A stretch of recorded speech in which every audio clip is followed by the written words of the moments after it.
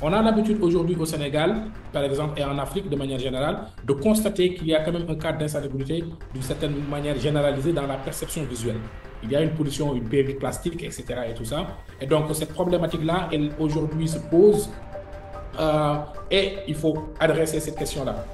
L'adressage de ces questions-là, elle est multimodale. Elle passe par les questions d'abord civiques, parce qu'il faut un comportement qui puisse être éco-responsable.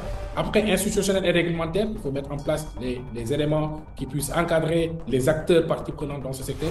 Et enfin, les éléments financiers qui sont plus transversaux, qui puissent aider la soutenabilité de ces perspectives-là.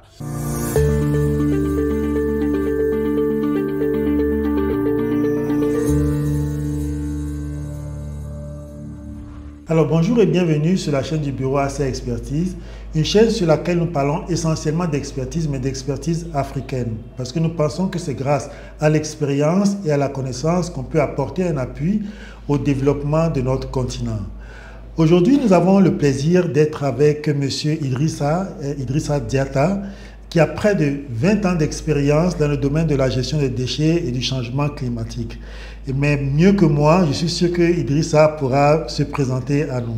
Merci Didier. En tout cas, c'est un plaisir d'avoir l'opportunité de partager les petites expériences qu'on a eues. Donc, je m'appelle Idrissa Diatta.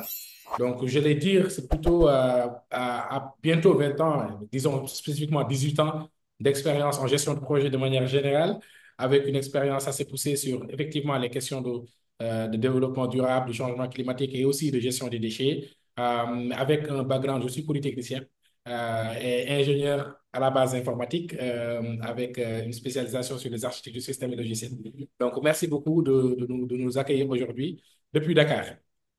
Merci Idrissa. Alors aujourd'hui, nous allons parler de déchets, mais plus de la gestion des déchets et notamment des opportunités qu'il peut y avoir dans les financements innovants du secteur de la gestion des déchets. Je sais que tu as une très bonne expérience sur cette question. Est-ce que tu peux nous la partager?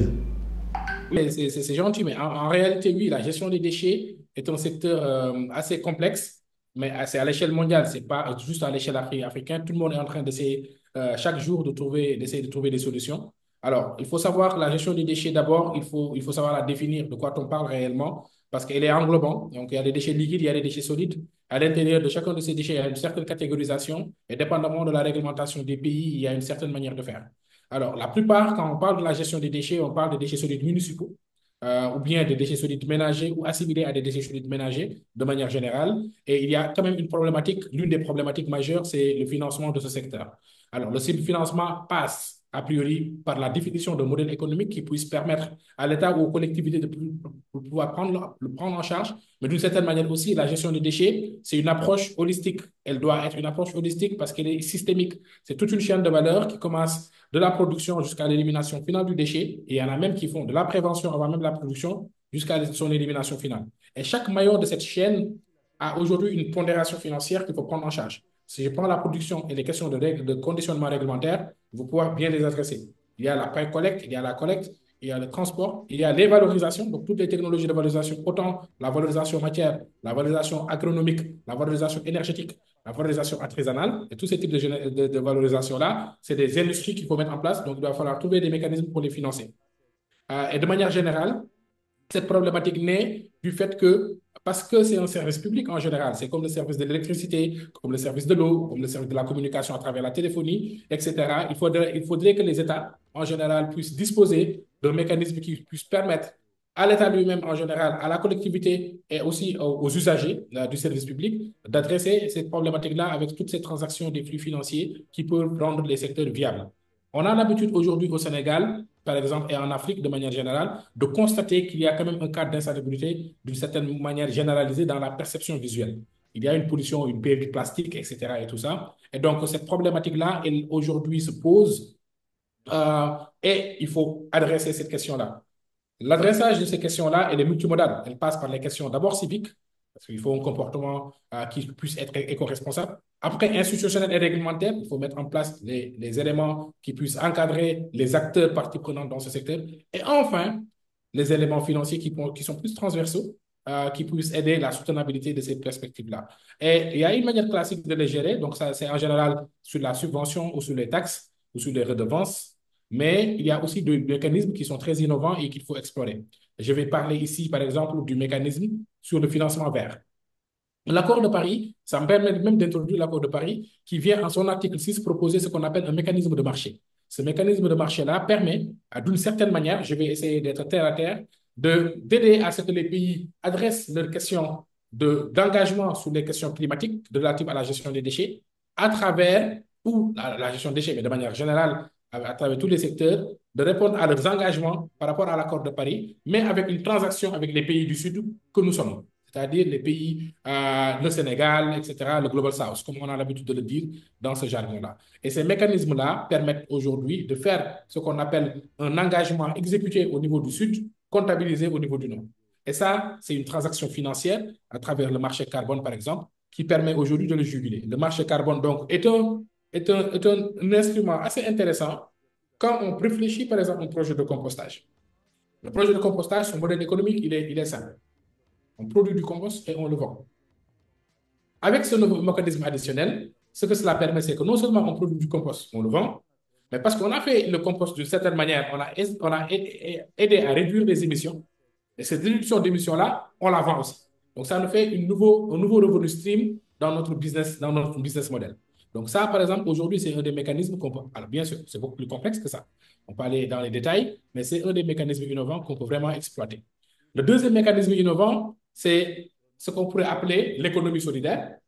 Et ce qui le facilite, aujourd'hui, c'est les moyens de mobile money qui existent.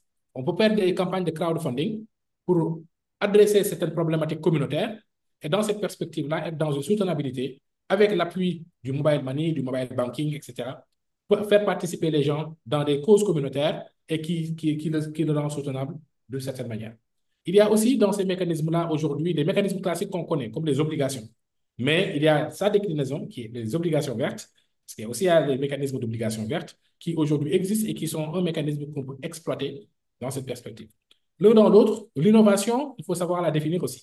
C'est-à-dire aujourd'hui, l'innovation, c'est changer une manière de faire qui existait couramment, ou produire une nouvelle manière de faire qui n'existait pas forcément.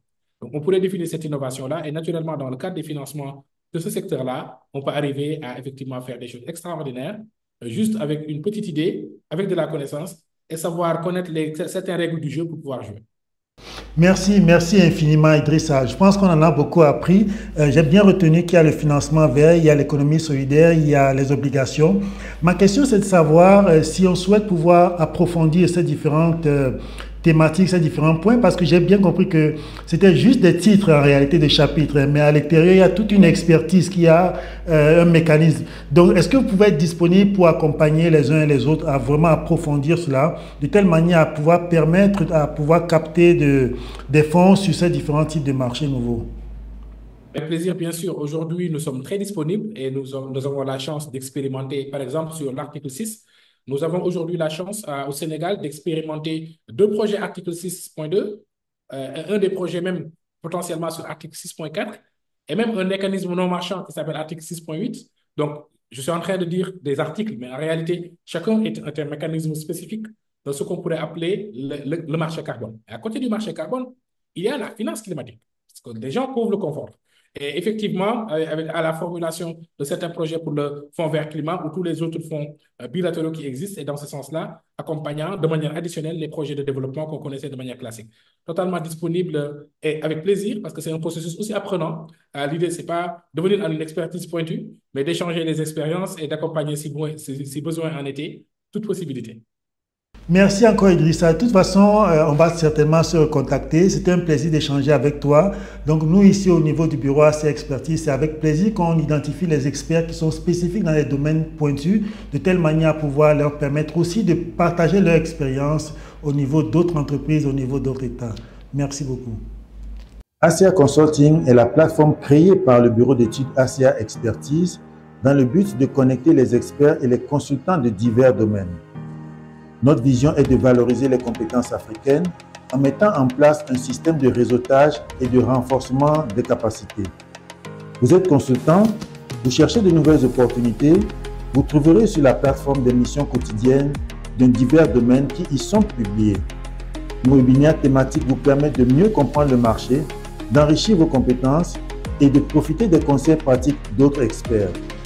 Élargissez votre réseau en vous connectant à d'autres consultants, partagez votre expérience et créez de nouveaux consortia. Profitez des conseils pratiques et des ressources spécialement conçues pour optimiser votre activité de consultant.